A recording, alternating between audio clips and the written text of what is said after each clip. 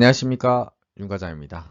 네, 최근 주식시장이 좀 많이 어수선했는데요. 뭐 주가 조작 이슈도 있고, 그리고 최근에 이제 계속해서 2차 전지주 관련주는 계속해서 상승하는 이슈도 있고, 갑론일박이 있는데요. 사실은 이럴 때일수록 저는 이제 또 그래도 포트폴리오상 좀 안정적인 종목들 그런 것들도 좀 가져가야 되지 않나 하는 생각이 들어가지고 제가 주식 투자를 15년 하는 동안 여러 번, 그러니까 수십 번 매매를 했는데 단 한 번도 실패하지 않았던 종목들입니다. 제가 요거를 한 2021년 10월쯤에 한번 한 1년 반쯤 전에 또 소개해드린 적이 있었는데, 이제 우리금융지주랑 같이 그리고 소개해드린 게 이제 KT입니다. KT. 그래서 이거는 너무 유명한 이제 고배당주죠. 고배당주인데 굉장히 요거는 잘못 들어가면 오랫동안 고생하는 종목이기도 합니다. 그래서 이제 저는 어떤 식으로 이렇게 매매를 해가지고 단 한 번도 실패하지 않았는지 좀 공유를 드리고 지금 왜 관심을 갖는지 좀 제 생각을 또 공유 드리려고 합니다. 최근 주가 추이를 한번 보시면은 3년인데요. 이게 제가 이제 2021년 10월쯤에 한 요 정도 주가 수준이면은 그래도 좀 들어가 볼 만하지 않냐 분할로 말씀을 드렸었는데 그 다음 많이 올랐습니다.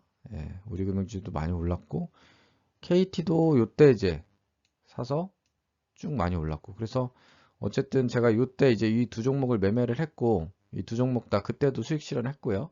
과거에도 이제 고배당주는 제가 이제 매매를 이제 그런 거를 제가 더 좋아하기 때문에 저는 이제 리스크가 낮고 중수익 정도 얻는 걸 제일 좋아합니다. 그래서 매매를 했는데 이런 것들을 이제 매매할 때는 제일 중요한 게 이럴 때 안 사는 게 제일 중요합니다. 비쌀 때. 비싼지 싼지는 어떻게 구분을 하느냐? 그거는 이제 배당주다 보니까 이제 배당률이 얼만큼 올라왔느냐? 그걸 기준으로 보는 게 그래도 하나의 기준이 될 것 같습니다. 그래서 이런 것들은 비쌀 때 사면은 특히 이제 비쌀 때 분할로 사면 모르겠는데 비쌀 때 큰 비중으로 한번 들어가면은 진짜 몇 년 동안 고생할 수 있습니다. 이런 것들은 크게 상승을 안 하는 종목들이기 때문에 참 고생할 수가 있어서 조심스럽게 접근을 해야 되는 종목들입니다. 근데 왜 지금 이제 우리 금융지주에 다시 관심을 갖느냐? 여러 가지 이유가 있겠죠. 근데 가장 간단하게 저는 이제 사실은 좀 디테일로 보면 복잡할 수도 있는데 저는 사실 간단하고 단순한 걸 좋아해가지고 간단하게 생각해서 일단 기대치를 상회하는 1분기 실적이 나왔습니다. 요거는 이제 우리 금융지주 홈페이지 가면은 IR 자료가 다 있습니다. 그래서 더 자세한 내용, 은행권이 어땠고, 뭐가 어떻고, 얘네 마진이 어떻고, 여러 가지 디테일한 수치들을 좋아하시는 분들은 거의 자세히 보시면 되고, 간단히 봤을 때, 일단 1분기는 좋았다. 1분기는 역대급 실적이 나왔고, 작년 1분기에도 좋았지만, 작년 1분기보다도 더 8.6%가 올랐고요. 또 하나 이제 관심 가져볼 거는 여러 가지 숫자들이 나오는데, 그 중에서도 대손비용을 57%나 더 잡았는데 대손 충당을 더 반영을 했는데도 이렇게 실적이 좋게 나왔다. 그게 참 의미가 있지 않나 싶습니다. 물론 2분기 때 좀 안 좋아질 거다. 이런 의견들도 있는데 그거는 미래에 모르는 거니까 일단 확정된 걸 봤을 때는 1분기 때 괜찮았다. 그게 한 가지 이유고요. 다음으로 이제 높아진 배당 수익률입니다.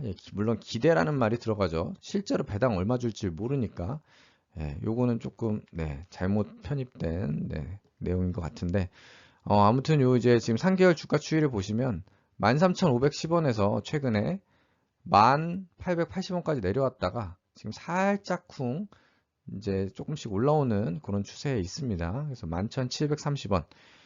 물론 최저점에 잡았으면 좋았겠지만 어떻게 최저점에 잡습니까? 그죠? 어쨌든 지금도 조금은 관심 가져볼 수준이 아닌가. 지금 2023년 기대 배당 수익률이 9.6%까지 왔습니다. 9.6%. 사실 1년에 9.6% 수익 내기도 쉽지가 않죠. 특히 이제 목돈으로 크게 들어가서 9.6% 수익 내기는 더더욱 어렵습니다. 그런데 이제 우리 금융지주 같은 고배당주의 장점은 크게 들어가도 좀 불안함이 적다는 거죠. 배당을 이렇게 9.6%까지 이렇게 주는 지금 주가 수준인데 걱정이 좀 덜 되죠. 물리더라도 좀 장기적으로 버틸 수 있는 그런 종목이라서 또 관심을 갖고 있습니다. 그리고 최근에 주주환원 노력이 좀 있습니다. 우리금융지주 자사주 소각 결정을 했죠. 예, 1,000억 원. 그래서 이런 부분들 참 긍정적이죠. 자사주는 사실은 소각하는 게 중요한데 아무튼 최근에 자사주 소각 결정을 1,000억 원을 했습니다. 그리고 이번에 그 주주총회에서 정관을 변경해가지고 분기 배당 이제 안건이 이제 정관 들어가서 2분기부터 지금 분기 배당을 하는 게 목표라고 합니다. 그래서 지금 이제 금융지주들의 약간 이제 추세가 이제 분기 배당을 해주는 건데요. 아무래도 뭐 연말 배당도 좋기는 하지만 뭐 그렇게 하면은 배당락도 굉장히 세게 오고 또 한 번에 그날 보유하자는 배당을 못 받으니까 분기로 나눠서 아무래도 주주 입장에서는 받는 게 어차피 뭐 총량은 같다 하면 더 이제 좋을 수가 있죠. 그래서 이런 주주환원 노력들을 한다라는 점이 또 저한테 하나 관심을 갖게 한 이유였습니다. 그리고 좀 기타 이슈인데요. 지금 우리 금융지주가 저평가 받는 이유는 뭐냐? 상대적으로 지금 증권사가 이제 없으니까 좀 그런 부분들이 있는데, 물론 이제 좀 여러 번 계속 얘기만 나오고 아직 구체적으로 진행된 건 없는데, 이번에 좀 진짜로 할 것처럼 계속 기사가 나오더라고요. 증권사 인수 이슈가 또 있을 수가 있습니다. 물론 요거는 어떤 가격으로 어떤 업체를 또 이제 인수를 타진하느냐에 따라서 주가에 어떤 식으로 이제 영향을 미칠지 봐야겠지만 아무튼 간에 그동안 증권사가 없어서 조금 더 상대적으로 디메릿을 받았던 부분이 조금 해소될 수 있는 그런 또 기대감이 있을 수 있지 않을까 하는 생각이 듭니다. 그래도 이제 참고로 하나 말씀드리면 리스크라고 하면 주식 투자인데 리스크가 없을 수가 없잖아요. 리스크 없이 9.69로 받을 수 있으면 지금 뭐 부자들이 전 재산 올인했죠. 그렇죠? 채권 막 6%, 7%만 줘도 뭉칫돈이 몰리는 현실인데 근데 리스크가 뭐냐? 배당 매력의 불확실성. 네. 요거는 이제 미래에셋증권의 보고서 내용 일부 발췌한 건데요. 여기 보시면은 이제 통주 관련해 가지고 자기 자본 비율이 상향될 가능성이 존재한다. 그래서 스트레스 완충 자본이라는 신설 항목을 도입하게 되면은 결국에는 우리가 지금 기대했던 배당이 좀 줄어들 수 있다. 그런 불확실성이 있다라는 이제 의견이 있습니다. 그래서 요거는 이제 리스크로 좀 안고 가야 되는 부분들이 있는데 아무리 그렇다고 하더라도 저는 어느 정도는 그래도 뭐 배당이 9.6에서 조금 깎인다고 하더라도 여전히 고배당으로서의 매력이 있지 않을까 하는 생각은 듭니다. 어쨌든 이거는 참고를 하셔야 될 것 같고요. 그럼 우리 금융지주 매매 전략을 어떻게 가져가야 될 것이냐? 저는 이런 식으로 해보려고 합니다. 뭐 예를 들면은 요 이제 비율은 그냥 예시로 든 겁니다. 각자 25% 살지 뭐 30% 살지 10% 살지 정하시면 되는데 뭐 1차로 지금 주가로 산다고 가정을 하면 11,730원 매수. 저는 사실은 1차로 매수를 했습니다. 일부 조금 매수를 했는데 이때는 산 다음에 예를 들면은 6% 오른다. 왜 6%냐? 지금 사실 1년도 안 남았잖아요. 23년이. 지금 남은 기간 안에 6% 정도 수익 내면 연한산으로 10% 이상 수익을 낼 수 있다. 이런 개념으로 그냥 기준치를 잡아 드린 겁니다. 이건 각자 다르게 잡으시면 되는데 어쨌든 샀다가 오르면 팔면 됩니다. 샀다가 오르면 이 정도에 팔아도 연한산으로 10% 이상 수익을 낼 수가 있고요.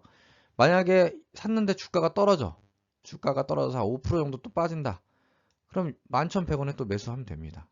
11,100원에 또 나머지 매수하면 되고 그 다음에 올라.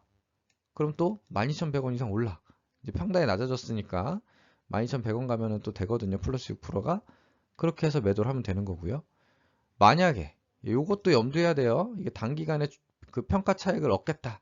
꼭 그런 생각으로 들어가면 큰일 납니다. 금융기준은. 물릴 거를 각오하고 사야 되기 때문에 이게 예를 들면 1차, 2차, 3차, 4차 계속 매수를 했어요. 4차 기준점을 제가 10,000원으로 일단 잡았습니다. 10,000원으로 일단 잡아봤고요. 10,000원 밑으로 가기는 좀 어렵지 않을까. 배당 수익률을 봤을 때 생각을 했고 일단은 이렇게 4차까지 샀는데 계속 주가가 10,000원에서 빌빌 기어가지고 아니면은 뭐 이렇게 6%가 아니라 한 5%까지만 오르고 아무튼 잘 안 올라줘. 그러면은 10% 이상의 배당 수익을 확보한 다음에 이제 2024년에 이거 4개 사면은 평단이 1,845원이거든요. 1,845원 이상 갈 때까지 또 내년에 기다려 봐야죠. 뭐 이제 내년에 1,845원이 간다는 보장은 없습니다. 주식 투자인데 어떻게 보장을 합니까? 근데 아까 봤듯이 그냥 역사적인 주가를 봤을 때는 그래도 기다리면은 1,845원 이상 갈 확률은 매우 높다.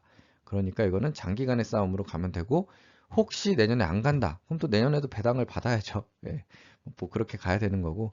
그래서 요거는 이제 그런 식으로 대응을 하면은 그래도 저는 경험상 지금 10여 년 동안 주식 투자하면서 KT도 마찬가지였고요. 요 정도 주가가 좀 빠졌을 때 분할로 들어가서 실패한 적이 없습니다. 예.